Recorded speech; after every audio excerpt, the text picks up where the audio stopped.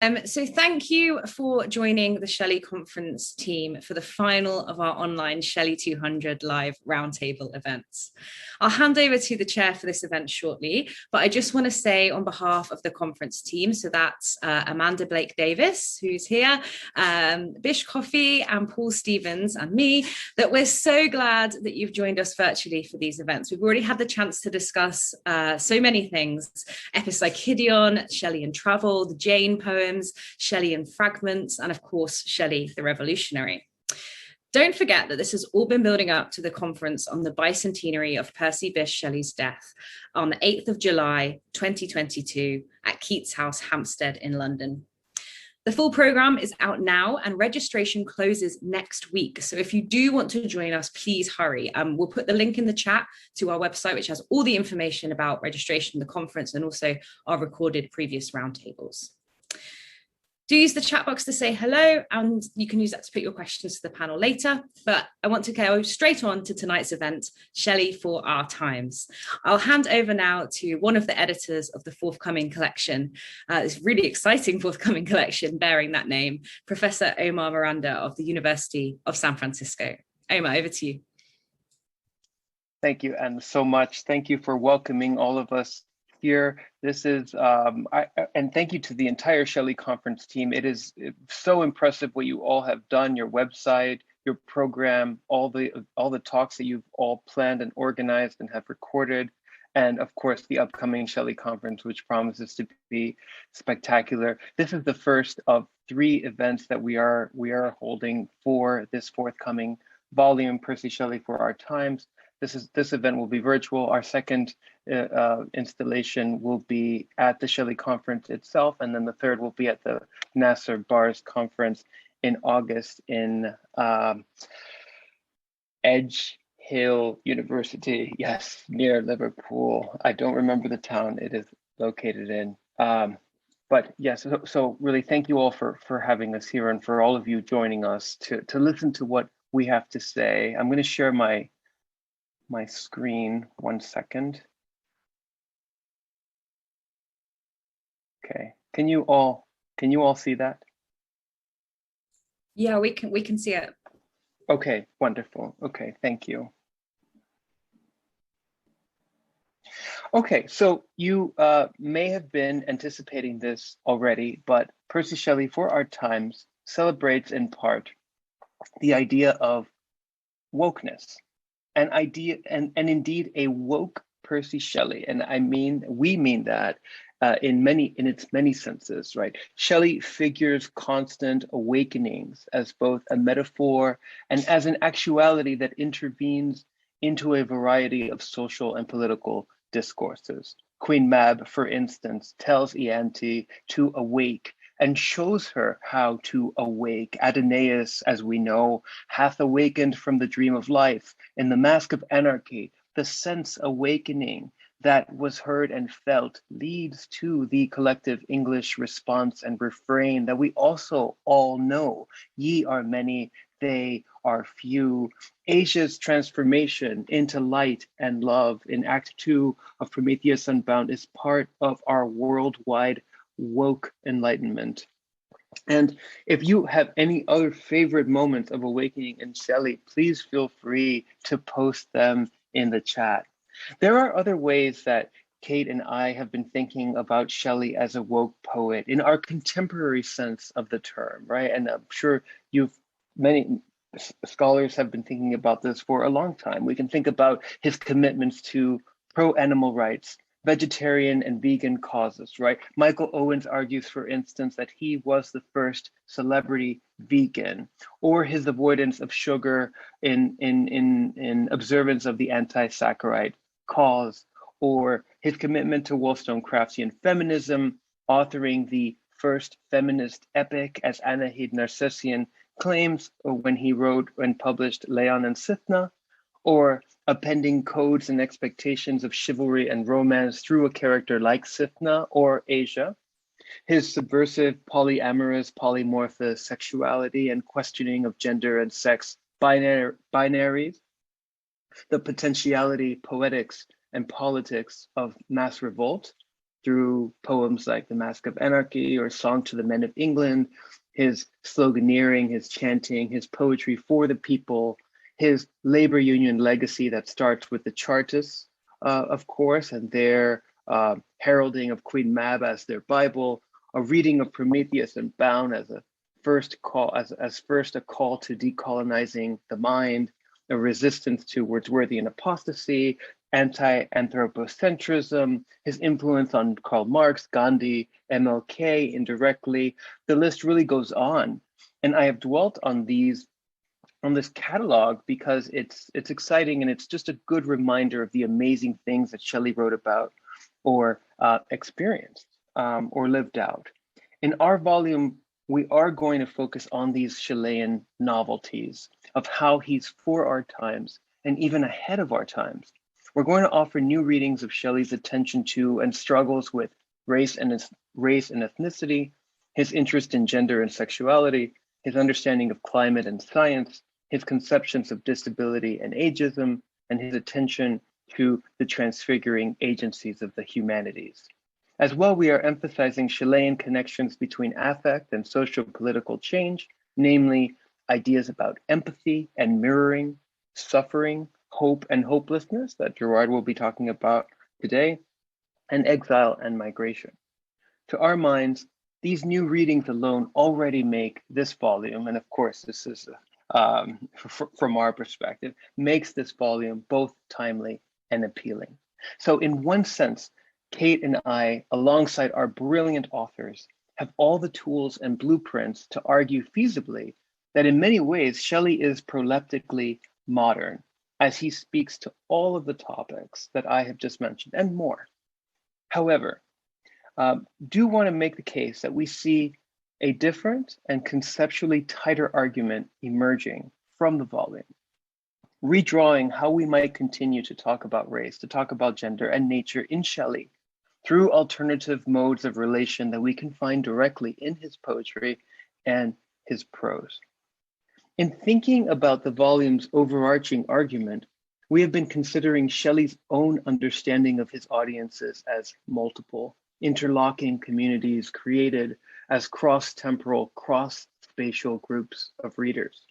We see Percy Shelley for our times speaking to a broad audience, as Shelley imagining us, imagining him, imagining us as we imagine future audiences. Or, to be a little more concrete, Shelley speaks to more than just us as we attempt to create the future audiences that we wish will speak back to us. So to be clear, our collection is not about how woke Shelley is or how relevant he is for the year 2022. And we come to this argument about the interconnecting audiences and temporalities through many readings. But a reading of Prometheus and Bound, Act 4 in particular, especially Panthea's cosmic vision of the intertranspicuous orbs, is a major touchstone for us, one that we will dilate further in our introduction. And we're proposing through this reading and others that Shelley suggests ways to understand our modern notions of complicity in the context of history, futurity, and collectivity. As we will argue, Shelleyan ideas of involvement and intervolvement provide an apt theoretical framing for thinking through complicity as a productive mode of non-binary tension.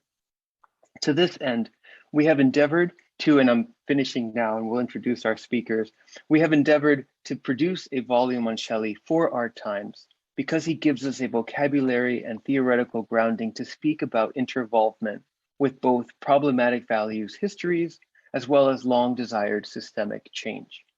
Although critics have contended that Shelley is both complicit in and resistant to specific oppressive systems, we wish to highlight how part of his thought about systems and collective being envisions a notion of futurity that has retooled the binary of complicity and resistance.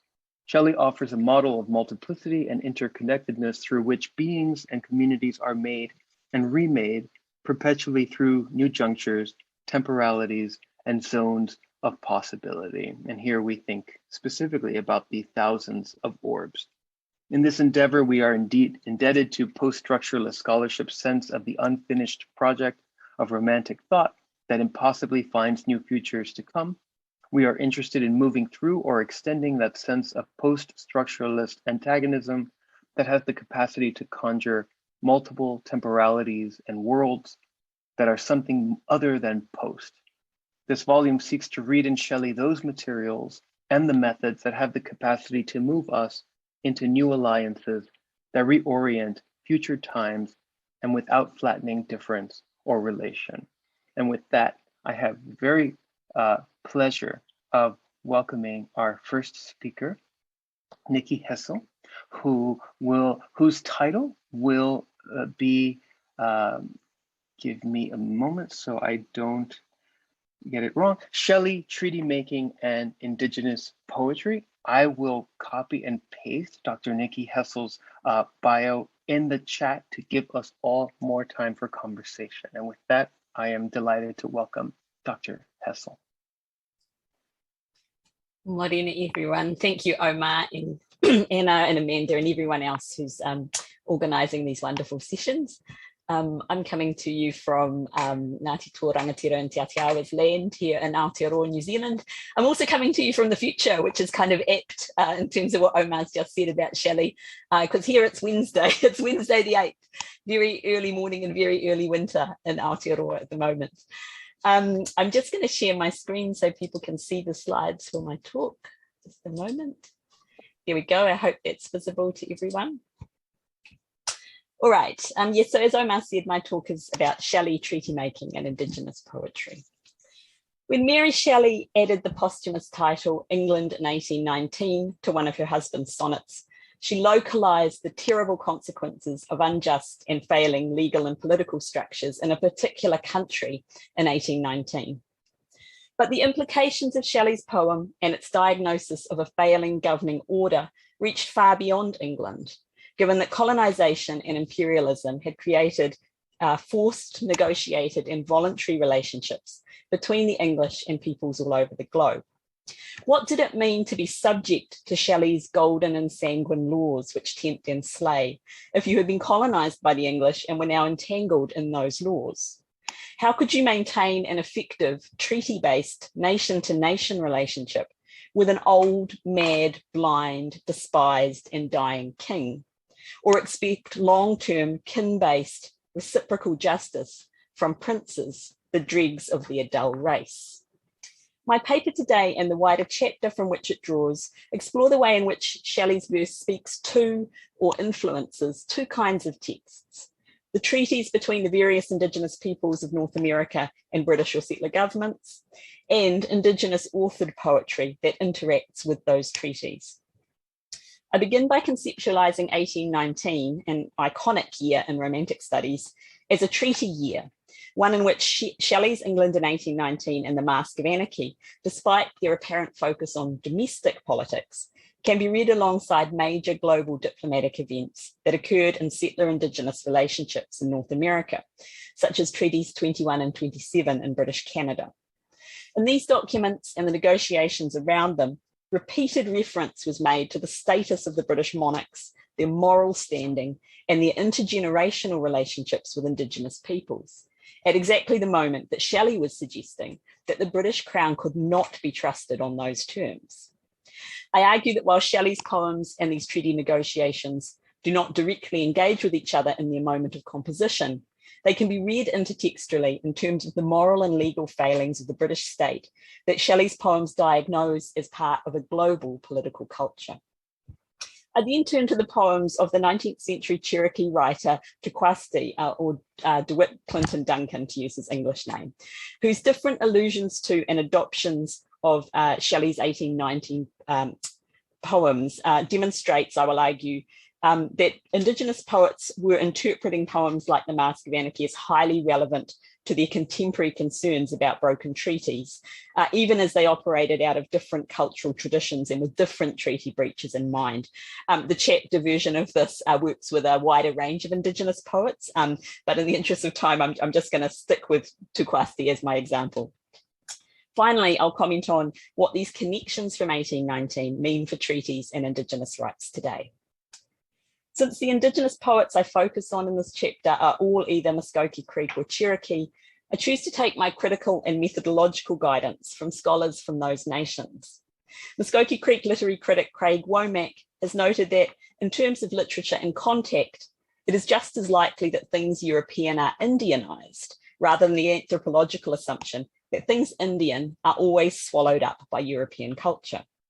My aim in this talk is to think then about an Indianized Shelley, one whose works were put to various uses by Indigenous authors in the name of treaty rights, sovereignty, and autonomy. Before I turn to verse, however, I want to consider the significance of Indigenous treaty making in Shelley's own historical moment. The title England in 1819 has provided a ready-made framework for scholars to focus intently on the events of a key year in the period we define as the Romantic era. But there's at least one aspect of the politics of 1819 that is sometimes overlooked in the field of Romantic studies. It was a boom year for treaties with Indigenous peoples. In that crucial year, having inherited some of Britain's relationships with Indigenous groups, the American government negotiated 4 important treaties, including one with the Cherokee. Across the border in British Canada, 1819 also marked treaties that led to 2 small but very important land purchases.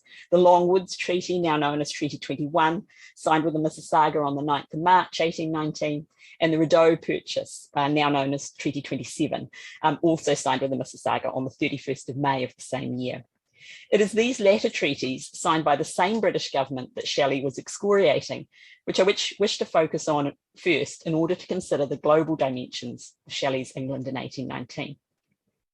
Treaties 21 and 27 were designed to give control of Indigenous land to British Canada in what is currently called Ontario. In both cases, the final documents were actually drawn up in 1822, several years after the initial discussions in 1819, and for that reason they reflect an important change in personnel. The officials in the 1819 negotiations were, as the 1822 documents point out in identical language, acting on behalf of His late Majesty, George III of blessed memory. This final agreement, however, is being signed by the chiefs and principal men of the Mississauga Nation of Indians and His Most Gracious Majesty George IV, by the grace of God of the United Kingdom of Great Britain and Ireland, King, Defender of the Faith. What the Mississauga are agreeing to is the relinquishment of their land unto His said Majesty, King George IV, his heirs and successors, to the only proper use, benefit and behoof of His said Majesty, his heirs and successors forever, in return for unto each man, woman and child of the said Mississauga Nation of Indians, who at the time of entering into the said agreement inhabited and claimed the said tract of land, and to their descendants and posterity forever, an annuity of £2 and 10 shillings. What the documents do, in other words, is encode long-term familial relationships and lines of descent as the basis for reciprocity, legal protection and justice, and begin those lines of descent in the particular identities of George III and George IV. Shelley's poem provides a grim gloss on these ideas, not just in the opening description of the personal and political failings of the 2 Georges, but in the wider sense that the legal and political system that sustains them is equally corrupted. Shelley's golden and sanguine laws which tempt and slay are woven through Treaties 21 and 27, holding out the promise of protection and fair treatment in a manner that actively seeks to influence the people signing the document, and offering the feckless leadership of the Hanovers as a deeply compromised version of the intergenerational obligations that the wider Indigenous cultures in North America adhered to and would recognise. While Shelley imagined the legal frameworks of Britain in these lines of verse, those legal frameworks no longer adhered to any kind of national boundary. A British-based legal system had by 1819 spread across the world, and documents like Treaties 21 and 27 did not simply reflect the golden and sanguine laws, but were identifiable instruments of those laws, formed out of the language and political and cultural structures that upheld them, and entangling anyone who engaged formally with those legal instruments in that wider system of law. The same system affected treaty making south of the border as well. From the end of the War of 1812, there'd been a slew of treaties between the southeastern native nations and the United States government, as the victorious Americans looked to capitalise on their success and expand the settler colonial state. Although some native nations, including the Cherokee, had fought alongside the Americans against the British, the post-war treaties aimed at a ruthless land grab and the forced dismantling of native sovereignty. In February 1819, the Cherokees had agreed what they hoped would be a final treaty with the United States, sending their leaders from Georgia to Washington to negotiate. The treaty document opened with a preamble about Cherokee priorities. Whereas a greater part of the Cherokee Nation have expressed an earnest desire to remain on this side of the Mississippi, in other words, the eastern side, and being desirous to commence those measures which they deem necessary to the civilization and preservation of their nation, they have offered to cede to the United States attractive country. The 1819 treaty, in other words, was an attempt by the Cherokee to cede a final portion of their land in Georgia in order to see off the threat of removal to the west. This negotiation was part of an urgent effort by Indigenous leaders to hold on to land and sovereignty. It was designed to end the process of dispossession and disenfranchisement that had characterized the years since American independence, and to be the last land cession they would make. But the United States government simply failed to live up to the undertakings made in this critical treaty, leading eventually to the genocide of the Trail of Tears. The language and forms of Shelley's poetry, especially in his poems of 1819, became a powerful source of inspiration for Indigenous writers of later generations, who attempted to revisit these agreements made in 1819 and beyond in their poems. And these include Tukwasti, who had been removed from his homelands as a baby on the Trail of Tears, graduated from Dartmouth, and became a teacher of English, Latin, and Greek. Tukwasti, a staunch defender of Cherokee treaty rights, seems to have borrowed extensively from the Mask of Anarchy in his The Dead Nation, an elegy at the tomb of the Cherokee Nation by one of her own sons, a poem from 1899. Lamenting his poor luckless nation, Tukwasti alludes to the Cherokee creation story and the halcyon peace that reigned until colonization, before introducing this sequence of ideas. But then came art, in rouge and ribbons dressed, the source of woe, born on the winged hours, and squat upon thine own salubrious west, bred pestilence and rot within thy bowers. Smit by the blast of her contagious breath, thy children fell in armies at thy side, and struggling in the grip of a strange death, exclaimed, O white man, closed their eyes and died. Came also might, the adjutant of art, wrenched off the hinges from the joints of truth, and tore its system into shreds apart, repeated in short the moral code forsooth. Then first it was that on thy peaceful plains, the roar of onset and the sabre's gleam began, but hold, humanity refrains, and genius cannot paint a dying scream. Thus rotting pestilence and art and might, in moonlight orgies o'er thy children's bones, to honour civilization hands unite, and dance the music of their dying groans. Shelley's murder, fraud, and hypocrisy are here reimagined as the pestilence and art and might of settler colonial violence, in a stanza form which mirrors that of the Mask of Anarchy. And this was not the only time Tukwasti seems to have turned to Shelley to make a political point. His A Vision of the End deploys similar allegories, perhaps augmented with some of the rhyme of the Ancient Mariner. In a dystopic imagining of a polluted landscape where government, a monstrous form, is located, Tukwasti writes, their government, a monstrous form, the sea grown neath the load, a helpless mass blown by the storm on grimy billows road. The bodies of great syndicates and corporations' trusts, proud combinations and e'en states, or beasts of savage lusts, with all the monsters ever bred in civilization's womb, lay scattered, floating dead throughout that liquid tomb. It was the reign of general death, wide as the sweep of eye, save two vile ghosts that still draw breath because they could not die. Ambition climbed above the waves, from wreck to wreck he strove, and as they sunk to watery waves, he on to glory rode. And there was greed, immortal greed, just from the shores of time. Of all hell's hosts he took the lead, a monarch of the slime. In these poems, the grotesqueness that Shelley located in Peterloo and in the wider nation in 1819 has been localised to illustrate the failure of treaty promises in the United States to allow the Cherokee Nation, its peoples and its lands to flourish. Tukwasti's The Dead Nation in particular was a direct response to the loss of native land and sovereignty heralded by the 1898 Curtis Act, and was one of a number of poems he devoted to that subject. The immediate effect of the Curtis Act was the loss of 90 million acres of native land which had been guaranteed via treaties to the Cherokee and other nations when they relocated, some voluntary but many under violent duress to the west of the Mississippi. In response to these treaty violations, poets like Tukwasti saw enormous potential in the poems of liberty, resistance, and the sovereignty of the people that Shelley had produced in 1819. As Cherokee literary scholar Daniel Heath Justice has noted, Indigenous texts are by and large responsive, not reactive.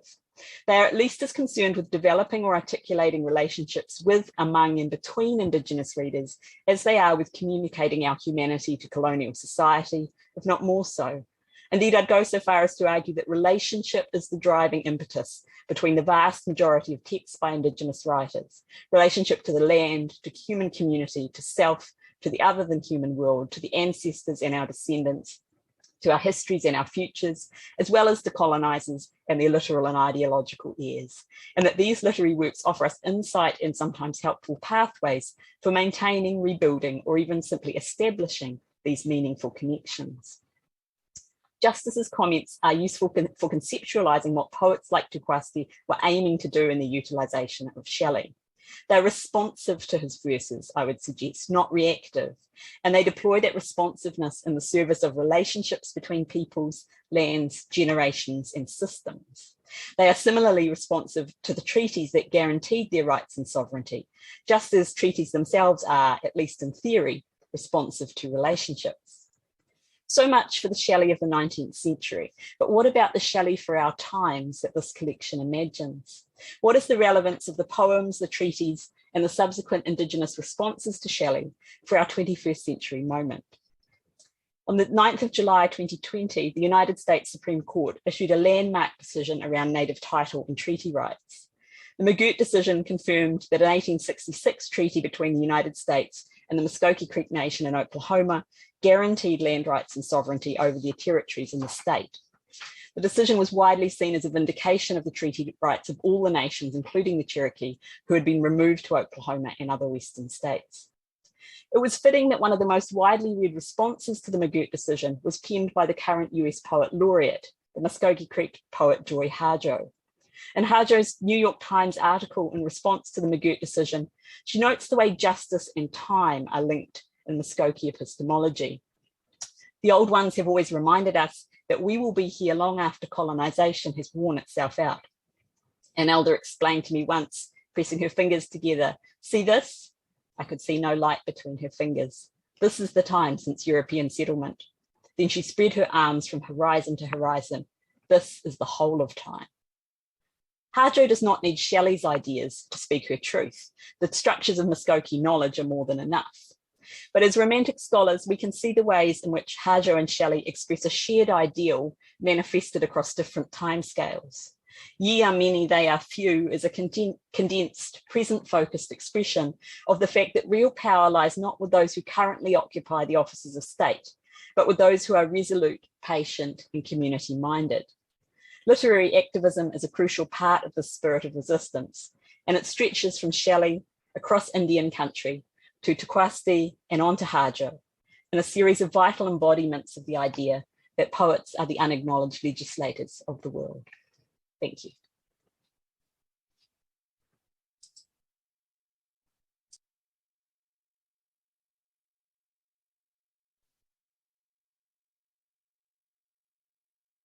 Really amazing stuff, Nikki. Thank you so much. That conclusion with Joy Harjo is incredible, and I look forward to talking about it more in the Q&A. Thank you so much.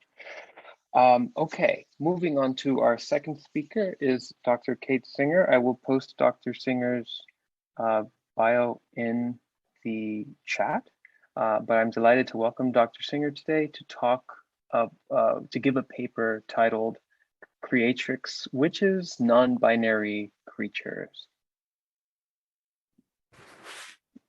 Welcome, Kate.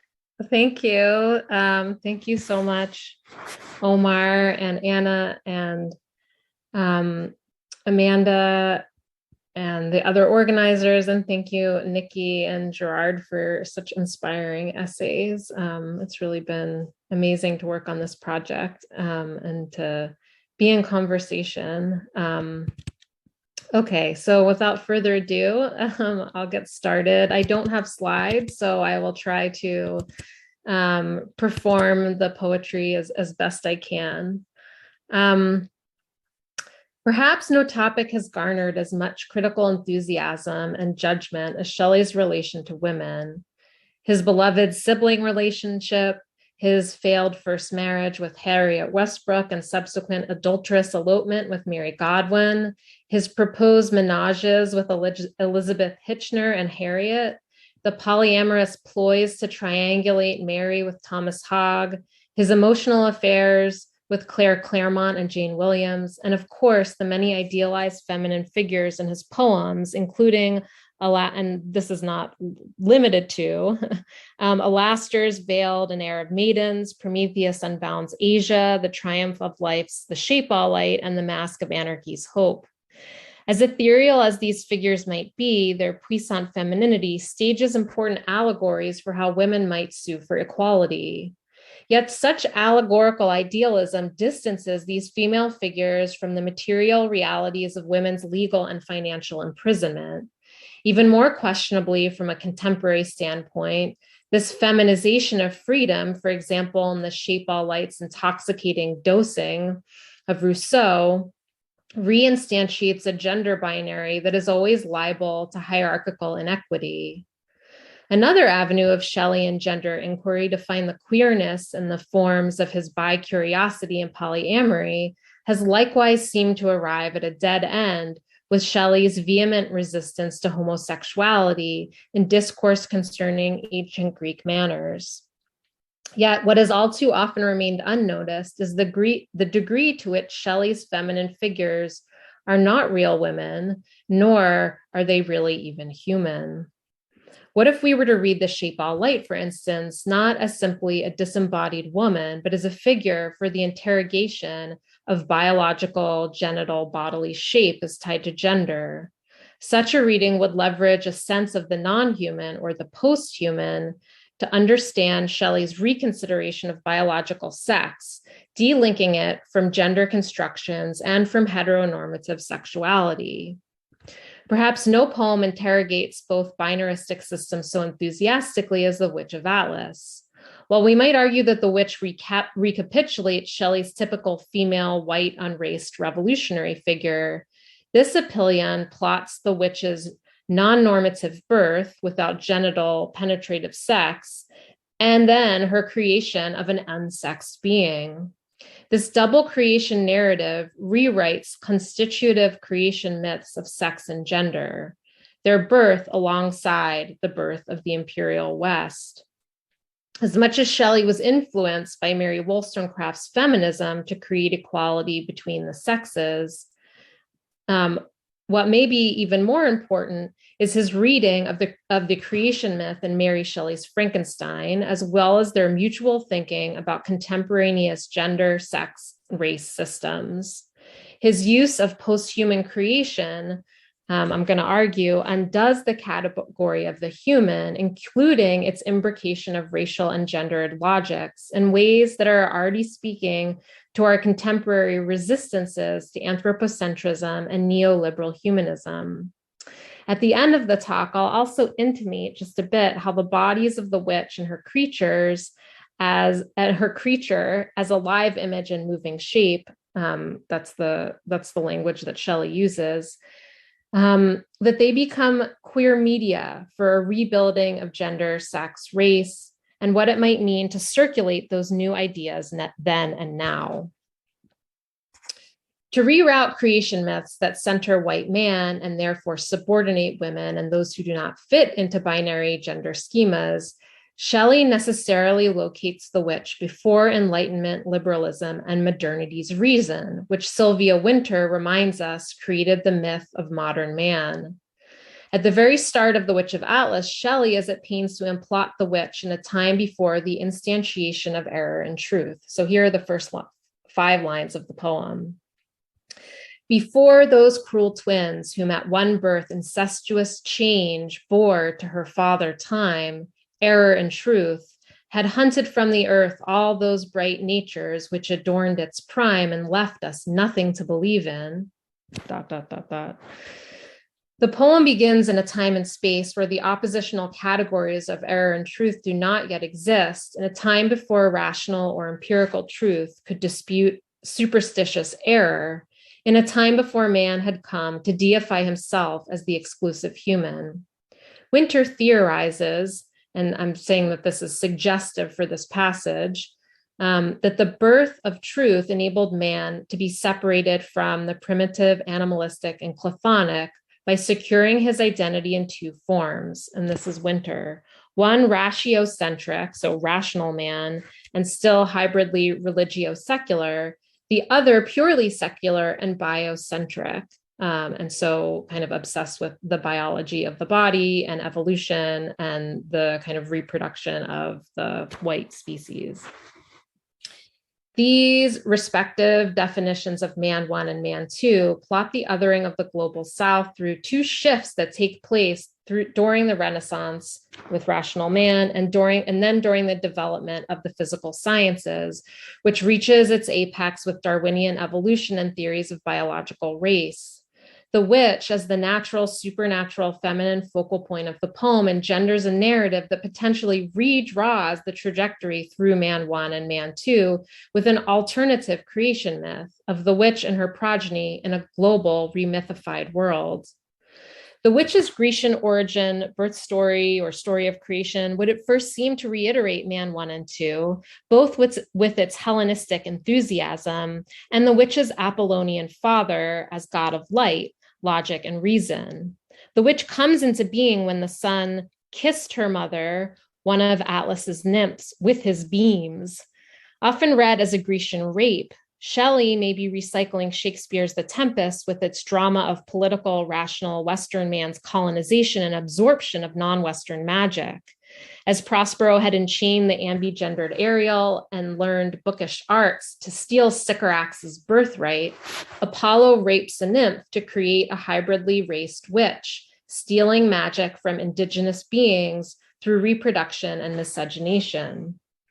And the witch has often been read through both her Apollonian or Grecian patrimony, but also her African or Atlantean, Oceanian matrimony. And if you want to read more on that, you should definitely read Nhoko Alvi's article and also Debbie Lee's book chapter. So the sun kissed her with his beams, the witch's mom, making the nameless African Atlantide into various forms of matter until her daughter appears in the cave, that is the witch. This phallic invasive sexual encounter disappears or seems to destroy the mother and her titanic African heritage. Yet such transformation may not figure a despoiling as much as an Ovidian shapeshifting. During the witch's creation and gestation scene, her mother first was changed into a vapor. So these are some quotes from the mother's transformation. First was changed into a vapor, and then into a cloud, then into a meteor, and finally into one of those mysterious stars which hid themselves between the earth and Mars. The godly light metamorphosizes the matrix of materiality 4 times, a transformation of form suspended between the heavenly and earthly. As with Prometheus unbounds Asia, whose metamorphosis into the boat of light reforms the world, here the mother, when excited by light, changes shape and endues new disparate non-human embodiments. An unknown star hangs in the balance, its thingly nature, not jettisoned or forgotten, but intrinsic to the witch's non-human status and her interrelations of the human and non-human worlds. This vital shifting of materiality intimates how the collapse of human and non-human matter need not automatically validate the binary splitting of rational white man and primitive non-white other, or supposedly primitive non-white other, as it does with Victor and his creature. What Zakiya Iman Jackson calls the pliability and volubility of racialized bodies may mark this poem as Shelley's failed attempt to redraw imperial violence in ways that only make visible the real material bodily harm done to African women, Black bodies, and the geography of the global South. Yet the confluence of figuration that alludes to the material but does not relinquish it suggests another non-binary relation between them. The witch's supposed maternal origin may not be so much a feminine African queen, but rather a transmuting matrix who recreates her own allegedly representational origins of East and West, male and female. The witch is pointedly opposite to Victor Frankenstein, who could be a quintessential example of Winter's men. The witch, already born into a racial and post-human transformation, likewise creates a creature who itself is an assemblage, and as it comes into being, re-ontologizes being. Unlike Victor's creature in Frankenstein, the witch's creature is not an agglomeration of human and animal body parts. She creates her new being with more elemental matter, fire and snow. And this is the passage. Then by strange art, she kneaded fire and snow, together tempering the repugnant mass with liquid love. All things together grow, through which the harmony of love can pass. Shaped from the elements, the witch's creature may seem at first to be a binaristic being made from ice and fire.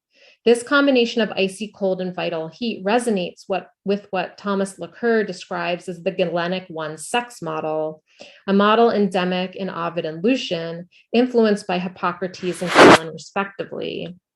According to classical Greek medicine, which held sway with the Romans and the British for some time into the 18th century, the body's heat determined whether it would manifest male genitalia outside the body or whether, with a more frigid temperament, the penis and testes would remain inside the body as the homologous uterus and ova.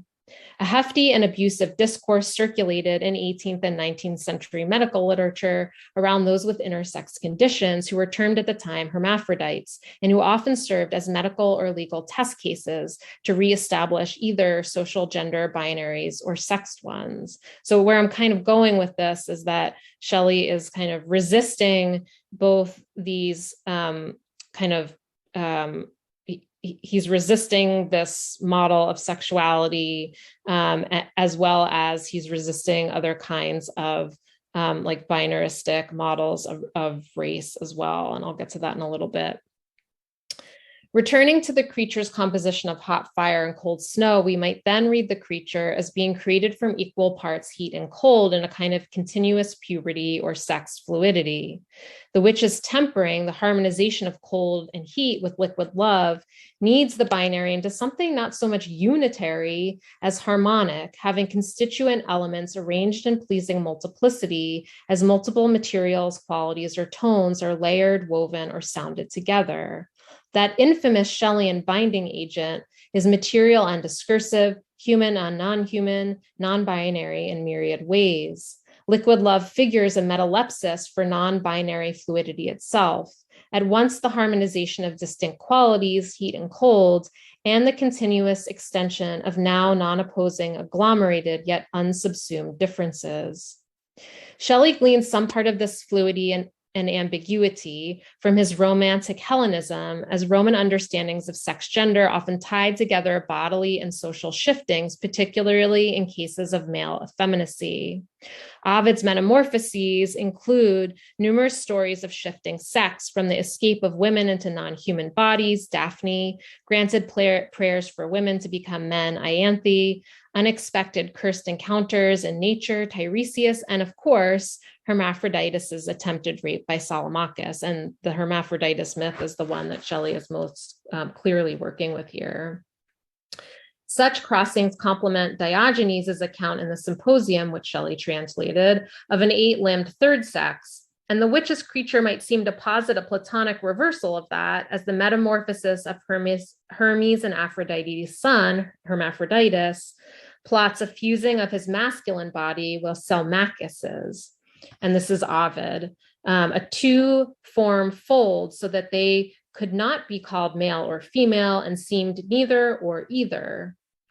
Shelley, however, refuses to write his version of Ovid's tale as a gender-sex crossing caused by violent encounter.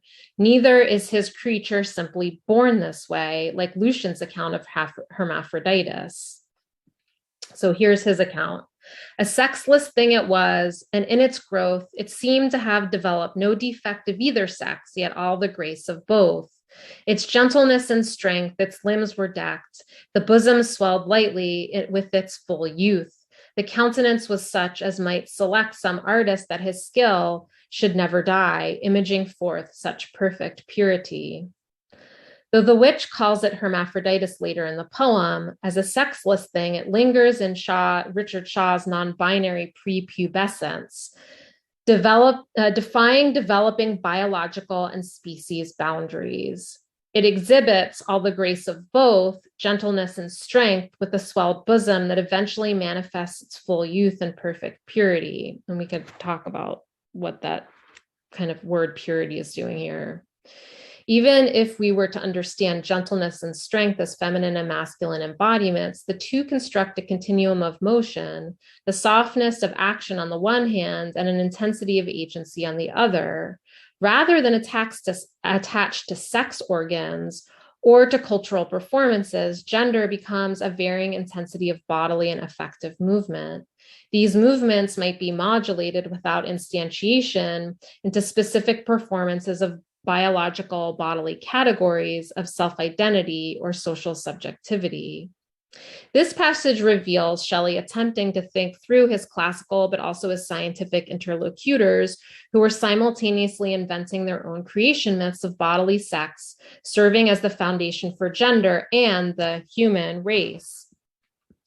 Shelley would have read accounts focused on the shapes and categories of sex also from Erasmus Darwin's Love of Plants with its botanical taxonomies, including feminine males.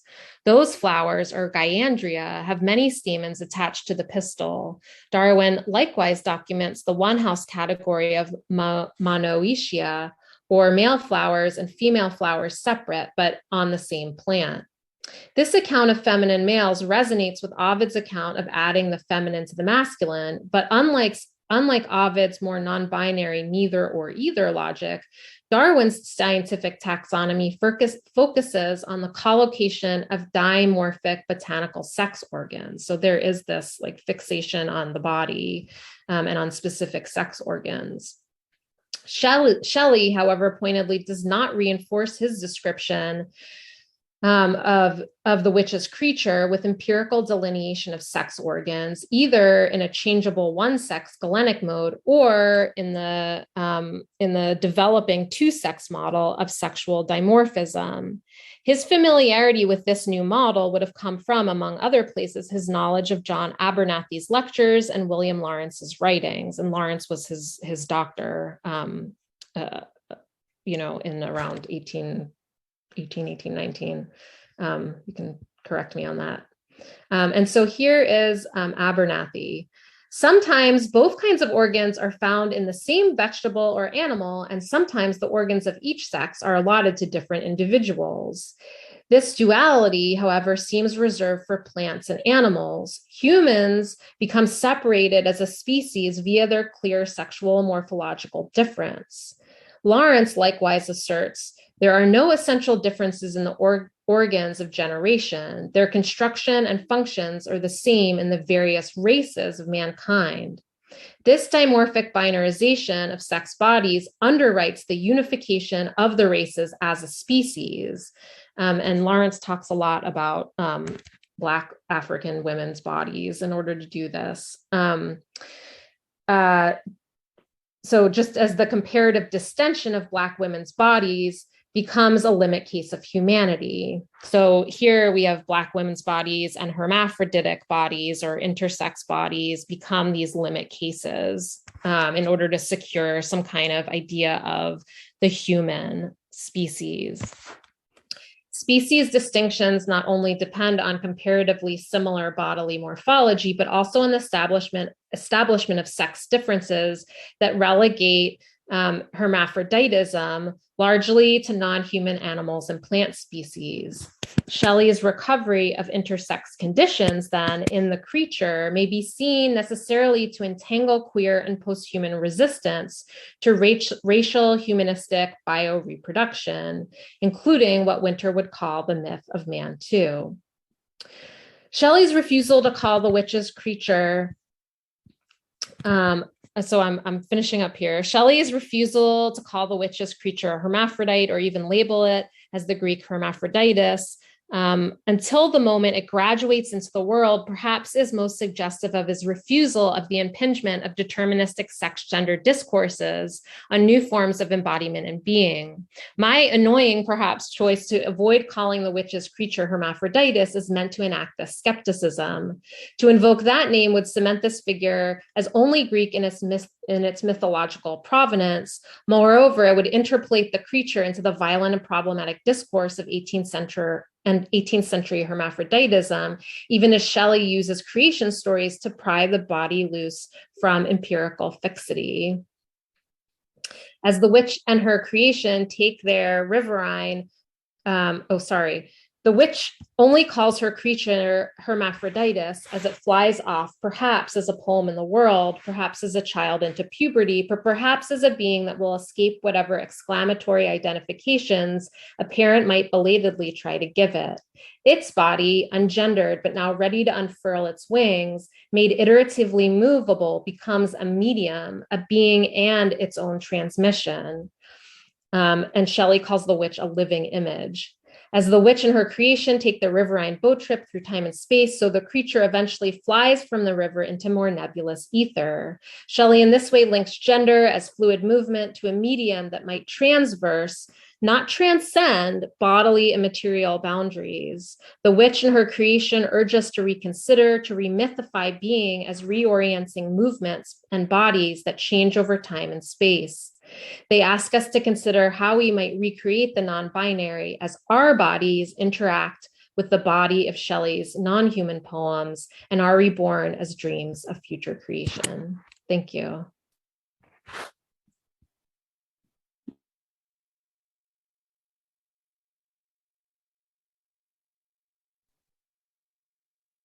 Thank you, Kate, for that lovely, lovely reading of Witch of Atlas and for bringing us back to Witch of Atlas, a poem that doesn't get as much of attention as it should. Thank you so much. And last but not least, I am so pleased to welcome Gerard Cohen-Vrignaud, who will be speaking today about hopeless romanticism. Gerard. Thank you, Omar, and Kate as well for allowing me to participate in this collection, and to Amanda and Anna for organizing and hosting this event today.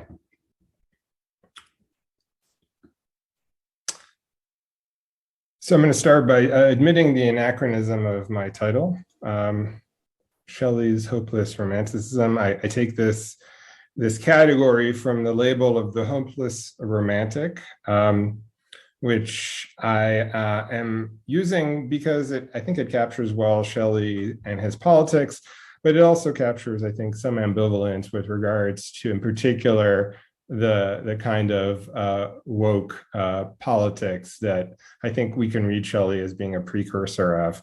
The word itself, woke, we're using it in mostly a positive sense, but obviously it has also taken on very negative connotations for some people out there. And so I think I like this term hopeless romantic because it is at once positive identification and also a negative judgment. It also reflects, I think, something I've been working on, which is thinking about pop romanticism. And romanticism is something that is inherently popular and that has an appeal to a mass audience, but that this popularity of romanticism is also what makes it or marks it as bad in some ways, which has endangered its reputation. And I'm actually pretty much attracted to the foul reputation of romanticism. I kind of want to dwell on it because I think it shows what makes romanticism so popular. This is a sense and a problematic sense and a popular sense that's already at play in the Romantic period. So I'm going to point us towards this article from The Examiner by Li Hon from 1810, where he is defending the reformers from, quote, the charge of being romantic, that is, of indulging in fanciful speculations inconsistent with the nature of politics and mankind. He is said to be romantic, a well-meaning man, but too lively in his imagination, a man of good natural sense, but utterly unacquainted, poor fellow, with the world. This pejorative use of the term romantic, it predates its periodizing sense, and obviously derives its etymological origin in romance, a genre that has always had a polarizing cultural response. But I think this is part of Romanticism, and I think it's also something that shades our understanding of the Romantics themselves, this generic version of the Romantic.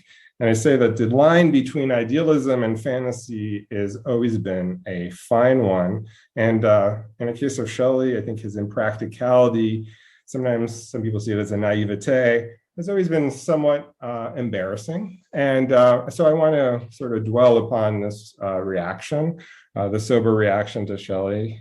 Matthew Arnold famously damned Shelley as, quote, a beautiful and ineffectual angel beating in the void his luminous wings in vain. T.S. Eliot accused him of adolescence. F.R. Leavis said he had, quote, a weak grasp on the actual. I hear an echo of these indictments in the hopeless epithet appended to romantic, which marks this type as lost to everyday realities. It acknowledges how hope for something better characterizes its disposition, and moreover, how this hope emerges in a dialectic with hopelessness about actual conditions. What I'm calling hopeless romanticism names both an individual and a generic style of willed maladjustment to things as they are. And I think appreciation for Shelley and his poetry is often tied to sympathy with his manner of being. And I think biography matters in a way that I think moves us away from the deconstructive insistence that the death of the author has been called definitively, in the sense that authors are the way we stylistically tune ourselves to figures who come to represent us politically and aesthetically. And I think the divisiveness generated by Shelley hinges on this political partisanship. So here I turn again to Leigh Hunt in an article later in this decade, where he's reviewing Shelley, and he says, Mr. Wordsworth has become hopeless of this world and therefore would make everybody else so. Mr. Shelley is superior to hopelessness itself and does not see why all happiness and all strength is to be bounded by what he himself can feel or can affect. As Hunt's term superior suggests, Shelley's poetry often works to overcome the dismal present with visions of something better, an imaginative move fundamental to hope. In The Revolt of Islam, for instance, Laon models this orientation for the masses as he strains to promote revolutionary belief in the face of the age's engulfing evils. There's a certain masochism in Shelley's appreciation here for, quote, the glorious doom of those who sternly struggle to relume the lamp of hope or man's bewildered lot. Throughout his poetry, he psychologically explores, quote, those dim labyrinths where hope near imagined chasms is struggling with despair. This struggle between hope and hopelessness is at the center of his enduring appeal, I think, even as he embraces the glory of what he seemingly resigns himself to seeing as a doomed fight. In what remains of this paper, I want to discuss how his poems become superior to his despair. Hope in his poetry manifests in what many have recognized as its, quote, blank opening onto futurity, in Forrest Pyle's words. Pyle comes to this verdict via the abrupt pivot at the end of England in 1819. This is the notorious imbalance between the opening 12 lines, which document all the evils of his moment, and the final couplet, which seems to overcome them with this sort of wish fulfillment. The may there in the final couplet certainly hedges the bet, but the volta is scandalously disconnected from the quatrains. The title avows historicity, but it overcomes temporal limitations through a supernatural phantom that recalls the future shadows haunting the present in Shelley's defense of poetry. As Jim Chandler remarks, quote, when this sort of resolution occurs in comedy, we call it deus ex machina and label the work sentimental. I think Chandler is right. The logic at work here is less intellectual or formal than it is affective. The hesitation in the focalized may points to hope as the emotional fulcrum to a better day. This equivocation is often attributed to Shelley's skeptical idealism, or in deconstructive readings, formally vested in the aporias of his figuration. These interpretations would make into principle what is a generic element of hope as a feeling, its alternating currents of positive and negative affect, what Shelley psychologically glosses as the maniac bipolarity of the maid in The Mask of Anarchy. As Baruch Spinoza describes it, hope is an inconstant joy. There is neither hope without fear nor fear without hope. For he who is suspended in hope and doubts a thing's outcome is supposed to imagine something which excludes the existence of the future thing. And so to that extent, he is saddened, and consequently, while he is suspended in hope, he fears that the thing he imagines will happen. This suspension or vacillation gives hope its imaginative capacity to move back and forth between despised present and desired future. Returning to England in 1819, Leavis's forceful judgment reveals how much this characteristic turn to the future in Shelley's poetry is read as personality traits. Leavis bluntly calls out, quote, the pathetic weakness of the final couplets. Eloquent contrast with the, quote, unusual strength for Shelley of the preceding lines. As he writes, quote, contemplation of the actual world being unendurable, Shelley devotes himself to the glorious phantom that may work a sudden miraculous change, but is in any case as vague as Demogorgon and as unrelated to actuality. The hopeless romantic provokes contempt in the empirically minded, whose version of strength has to do with the macho grit of accepting reality. The final couplet's pathetic weakness is at once pitiable and pathos-fueled, symptoms of one who cannot endure facts and thus turns instead to the miraculous agency of fantasy. The couplet's enjambment thus registers the distinctive propensity of hope to burst affectively past and make past the present circumstances it proleptically turns into graves. While Leavis claims the mantle of realism, though, there's also something very real about the way hope erupts out of a judgment on present conditions. It's not incidental that hope often originates from the position of weakened agency, which Shelley makes over in The Mask of Anarchy through his gendered personification of the maniac maid whose name was Hope, but she looked more like despair. As Martin Paley points out, her maniac energy echoes that of Martha Ray in Wordsworth's Thorn, who shares with Hope the lament, misery or misery. This reinforces the sociological sense that hope is the recourse of the disenfranchised. The medically pathologizing term maniac captures the affective split of hope, despair, that gives this mixed feeling that appearance of pathetic weakness.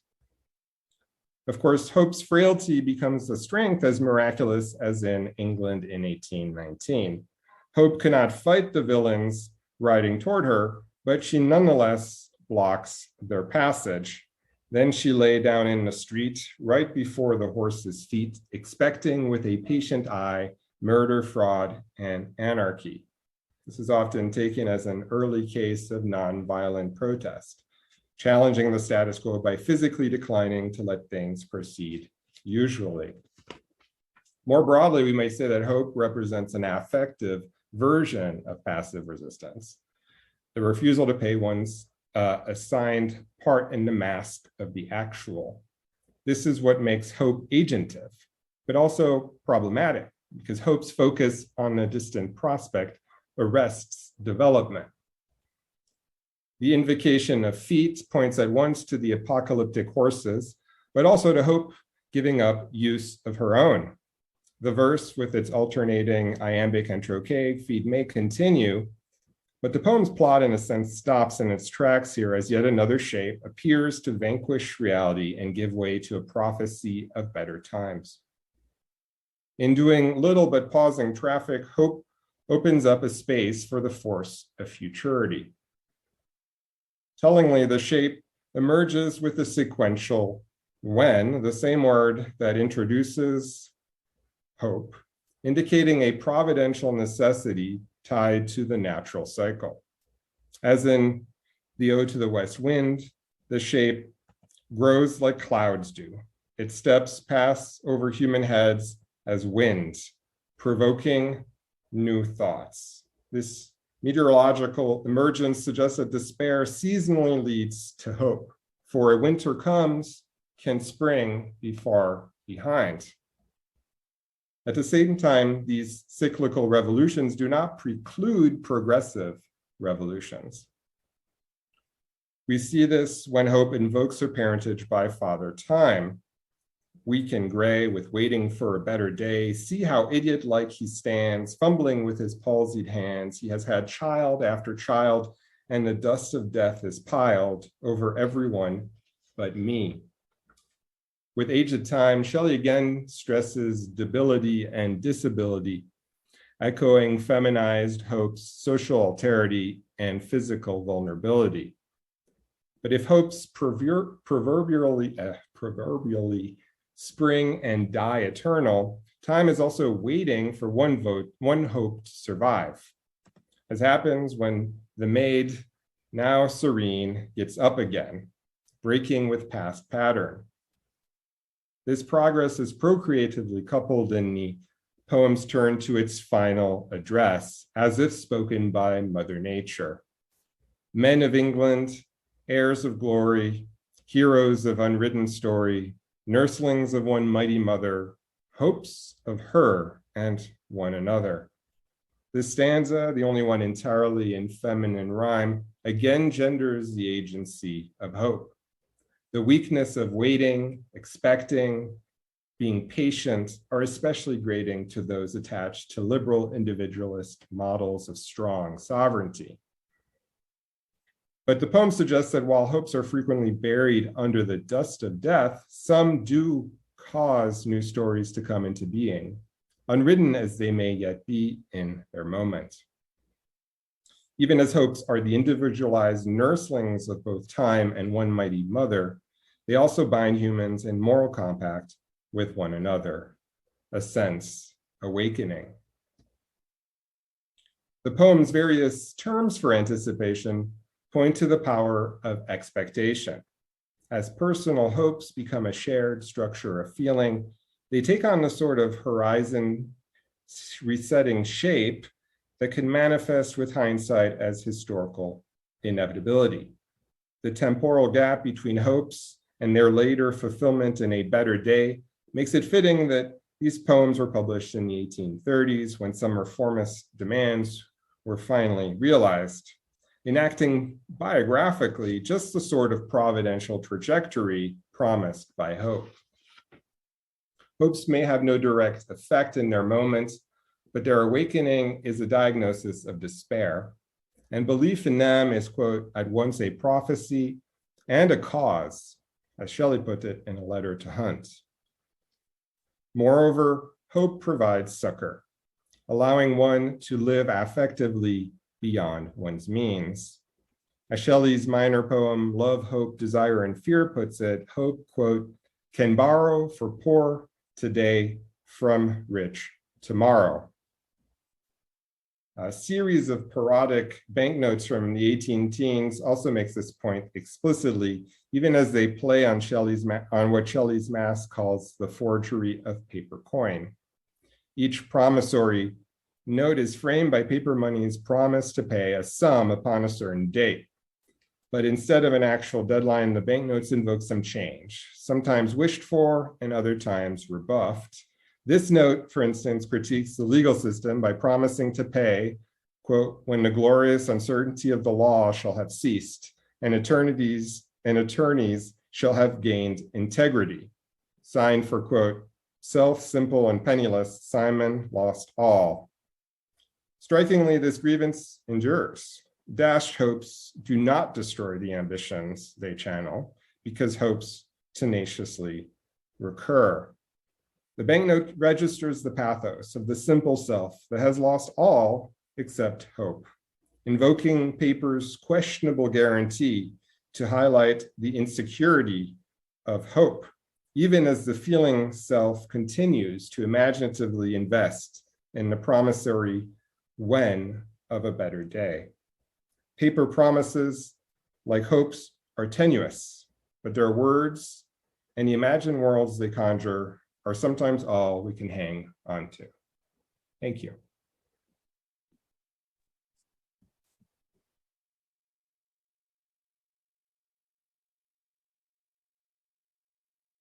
Thank you, Gerard, so much for such a beautiful paper, beautifully written paper, hopeful and hopeless paper all at the same time. I hope that I'll try to be very quick because we don't have that much time. We want to leave time for Q&A, but I hope you can all really feel the energy and excitement that Kate and I feel by putting all of these brilliant papers together. And I just wanted to highlight a few things that all three of our speakers said. Nikki is among many wonderful things, drawing on the intergenerational links and cross-cultural links, and seeing the year 1819 across a whole globe. She's doing a reading across genres of writing, from poetry to treaty, to crossing disciplines and crossing decades and centuries, and showing us how one can lift one context, right? A Manchester-centered context and use it toward a whole other community and population.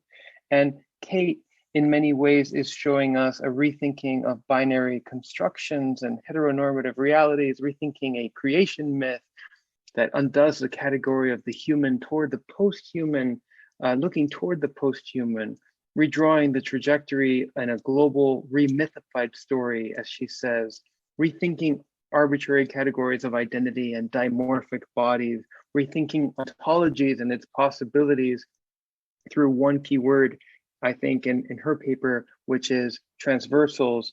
And meanwhile, Gerard is showing us the very tensions between the positive and the negative, how we can straddle the terrain of ambivalence between the lost and the found, between the hopeful and the hopeless, between the hope and despair, with his wonderful, beautiful phrase, the willed maladjustment to things as they are. And I love the Godwin allusion, Gerard.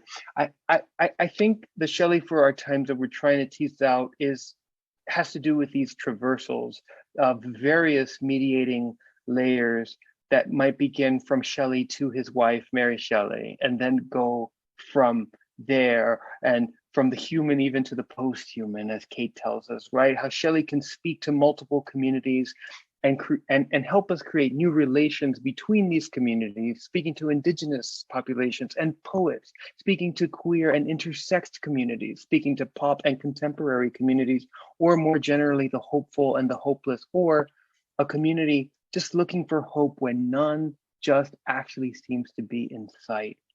I think Kate and I are trying to track, alongside our brilliant authors, we're trying to track and reveal an artistry, a poetics, a methodology, a set of affective zones, agencies, and maybe forms of resistance that will, to quote Joy Harjo from Nikki's paper, that will be here long after colonization has worn itself out. And as Harjo says, right, this is the whole of time, again, quoting Nikki's paper. Or as Gerard says, and Kate highlighted in the chat, hope allows one to live effectively beyond one's means. Just a quick show and tell of our working table of contents, and I will then happily open it up to Q&A. Here are the first set of essays for Percy Shelley for our times. And here are the second set of essays. Okay, happy to open it up to Q&A.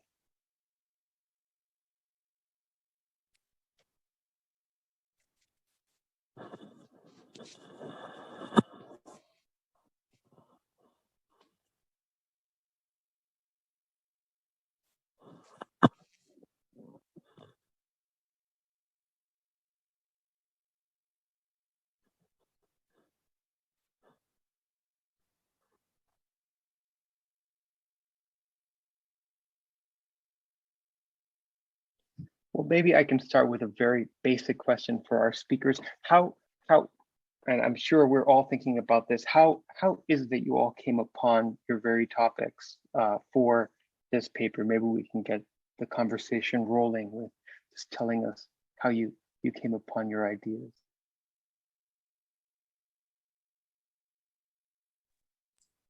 Would any of you like to start? I'll jump in first since I was the first speaker. Thanks. It's all right.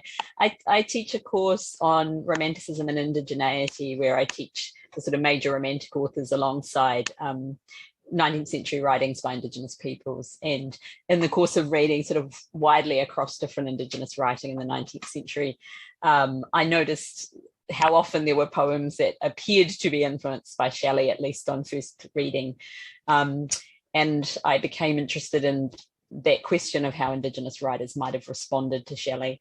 I also, the genesis of the chapter, as Omar knows, was a conference paper at probably the best conference I've ever been to, actually, the 1819 conference in Manchester in 2019, which feels like a very long time ago. It was the last time I was in the UK before the pandemic. And I wanted to think, it was the bicentenary of Peterloo, and I wanted to think about what does 1819 mean globally? What is it as a year? And once I started looking into that, realizing just the importance of treaty making in that year. So the two parts of it kind of come together through Shelley.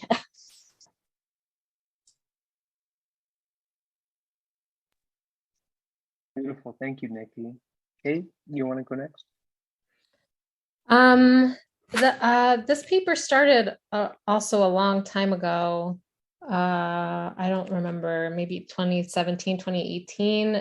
The first version of it was written with a colleague at a conference that we wanted to talk about kind of resistance to anthropocentrism. And so it became clear, I was really kind of obsessed with this poem, and so part of the argument that we developed initially was that the resistance to kind of two-sex model, or the idea that sex, is the foundation for gender, is something that feeds into anthropocentrism and into certain kinds of reproductive models. And then I've kind of just been thinking and reworking it for a long time since, and just kind of trying to figure out. I also think maybe I teach like a two-part or a two-course series on the queer 18th century and then non-binary romanticism. So like that's really allowed me to read kind of through the 18th century and romanticism to understand like how the discourse in sex, gender, and sexuality has changed, but also how it kind of becomes formulated through imperial encounters and imperial science too. So I think teaching that and like doing, looking at that longer like gestation has been really helpful.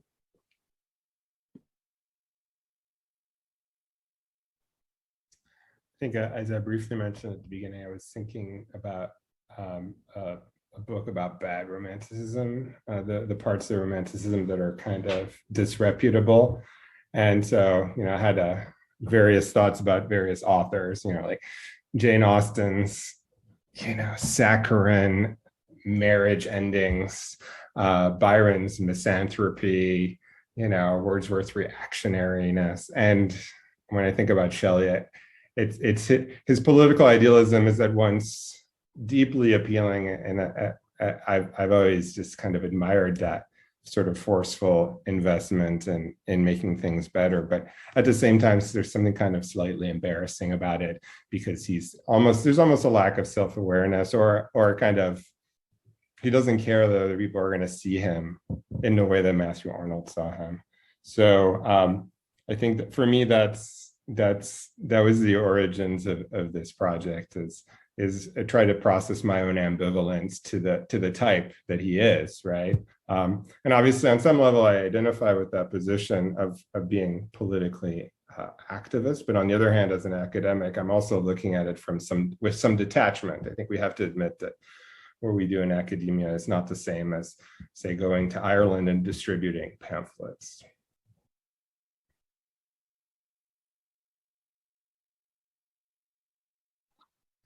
Thank you to all three of you. That was great. That was great. Let me read out Anna's question for our panelists and for all the audience members too. Thank you, Anna, for this question. If anyone, Anna says, we've mentioned William Godwin, Mary Shelley, others in the immediate circle. To what extent do you think Shelley, as an author working in a community of writers and discussing, sharing, collaborating on ideas, has informed your perception of a Shelley for our times? We recorded a Keith Shelley Association of America roundtable today, and we talked a lot about how in his last days, months, Shelley was still this highly sociable poet and person.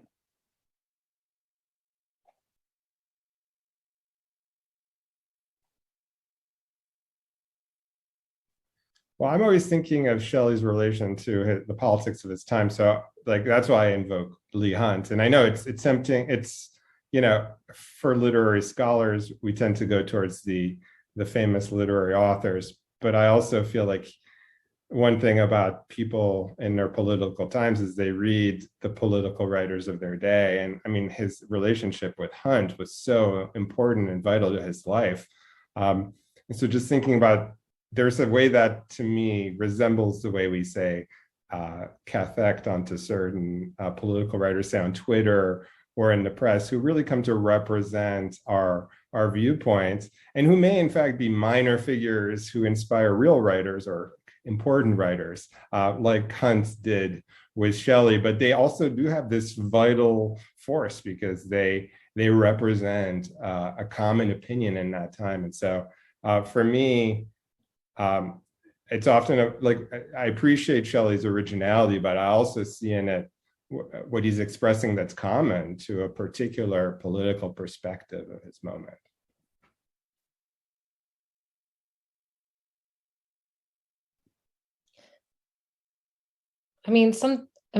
Two things. One is that one of the ways that Omar knows I've been obsessed with this, and Anna too, that I've been obsessed with The Witch of Atlas, is that I think that The Witch of Atlas is at least one poem where he's reacting and responding to Frankenstein. And so there's more in the longer piece about how he's kind of refiguring what happens in Frankenstein and kind of rewriting it. And I read the kind of prologue where he is maybe defensively talking to Mary about his poem not having any human interest, that he's being prankish and puckish about it by saying well, yeah, I don't want the poem to have human interest because human is man one and man two. So I think that I'm interested in understanding the poem as him really kind of having a kind of intellectual joust with Mary Shelley, but really also thinking seriously about Frankenstein in kind of the way that many of us do.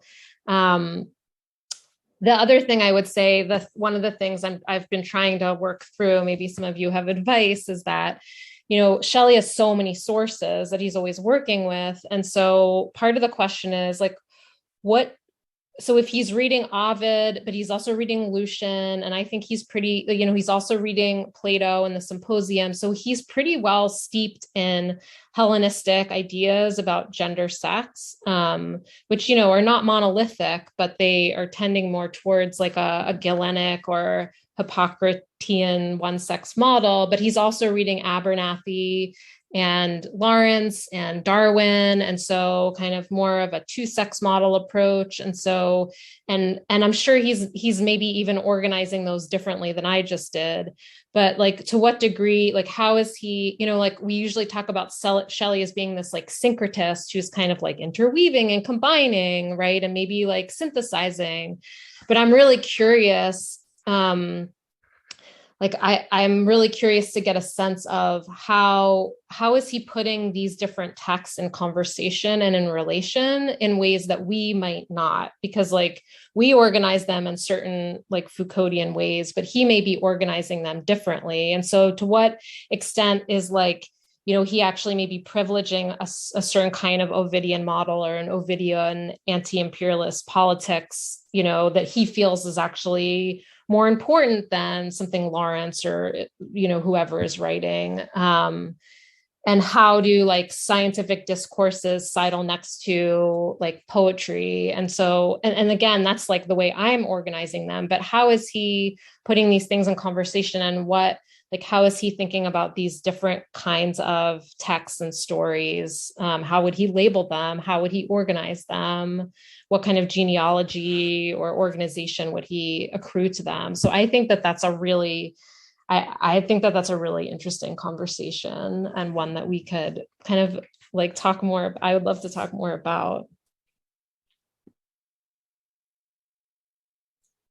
Thank you. That's so useful. I would just say as well, yeah, like what you were hinting at, the idea that how he discussed it with Mary Shelley as well, the way he ordered those kind of Greek influences. Thank you. Thank you so much.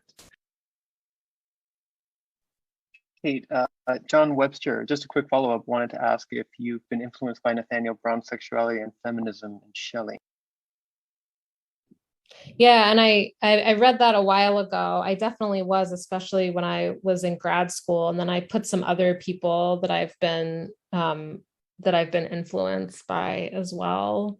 I mean, I would say that I guess I've been leaning more towards Nahoko Alvi and Debbie Lee's readings, in part because they have a more intersectional approach where they're thinking gender as well as a certain kind of racial politics, or a kind of, like a geographical kind of intersection. And so that's I think, because of the way gender, or really the sex gender system is becomes kind of formed or reformed in the period that is really linked to race, like I'm kind of interested in thinking about it that way.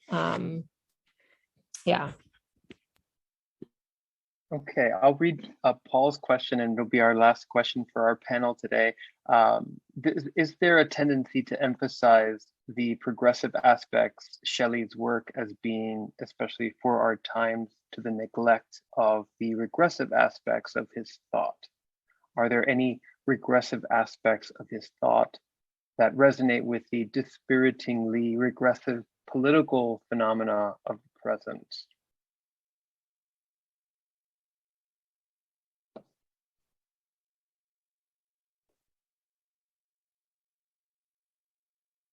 Not an easy question. Thank you, Paul. Anyone in our panel care to tackle that? I mean, I think his many flaws have been cataloged by a series of scholars. Obviously, his male privilege, the way he treated his first wife, the way he treated his final wife. I mean, there's clearly a sexism there. His class privilege, which, manifests in condescension towards those who come from a lower class. Obviously, maybe not as bad as Byron, but certainly there. His imperial tendencies, perhaps, his universalism and the way it can lend itself to world-shaping imperial regimes. I mean, I think there's been quite a bit that has been sort of focused on by post-colonial scholars, by feminist thinkers, and by thinkers of the working classes in the period. So I think they are there. I think one way people try to sort of parse them is the opposition between his behavior in particular in his relations with other people versus what he says in his poems, and whether there's a kind of hypocrisy there. And I think that's something many well-meaning people have to deal with, right? The way they may espouse a certain politics in public, but when it comes to their interpersonal relations, they may not always live up to those idealized versions of themselves. So I don't know if that's an answer or an excuse, but I think it's there. I think we're all a mix of progressive and regressive to some extent.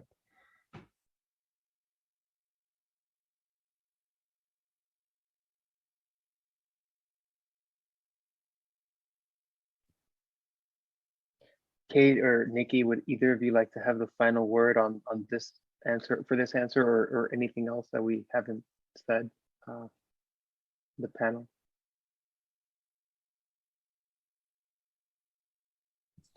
Okay. Oh, please. Oh, I was just going to say, when I teach these poems, we always talk about with students how Shelley's memory of Peterloo becomes the official memory, and what is displaced by that action. So yes, we have some of the songs and poems that have survived from working class activists, but we don't know what has been pushed aside by Shelley's vision of those things. And one reason I think to read widely in writers of colour from the 19th century is to understand the degree to which Romanticism generally, the major Romantic authors, but let's take Shelley as one example, displace a whole lot of other kinds of imaginaries of the 19th century and its radicalism that we are not well informed about.